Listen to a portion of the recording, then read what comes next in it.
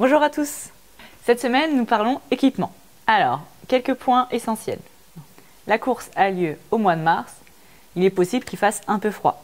Cependant, il ne faut pas trop se couvrir parce que pendant l'effort, vous allez naturellement vous réchauffer. Ne multipliez pas les couches. Le must serait qu'un de vos proches vous attende à l'arrivée avec votre coupe-vent. Ne jamais mettre le jour de la course des habits neufs ou une paire de chaussures neuves. Détendez-les en marchant chez vous avec. Il faut l'essayer à l'entraînement pour éviter la mauvaise surprise le jour de la course. Ne courez pas avec des chaussettes de ville, ça paraît logique. Privilégiez une paire de chaussettes de sport. Si vous avez l'habitude d'avoir soit des ampoules, soit des frottements, n'hésitez pas à mettre de la crème anti-frottement que vous pouvez trouver soit dans un magasin de sport, soit dans une pharmacie. La suite avec un spécialiste. Je suis en compagnie de Damien, chercheur en biomécanique.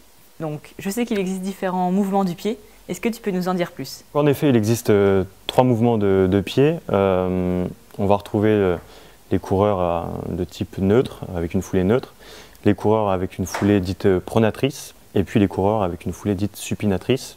Il faut savoir qu'on retrouve majoritairement soit des coureurs neutres, soit des coureurs pronateurs.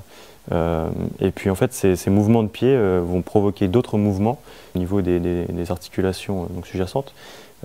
Et puis ça peut provoquer certaines blessures ou certaines contraintes débouchant sur des blessures. Différentes marques de chaussures proposent des chaussures anti-pronatrices, par exemple, pour les coureurs pronateurs.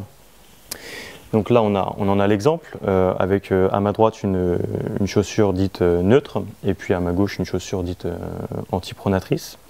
Et la technologie de la chaussure anti-pronatrice empêche le pied, lors de la course, de s'effondrer en pronation. Donc, par exemple, pour une personne qui est dite pronatrice, avoir ce type de chaussure va être un moyen préventif face aux différentes blessures de la course à pied.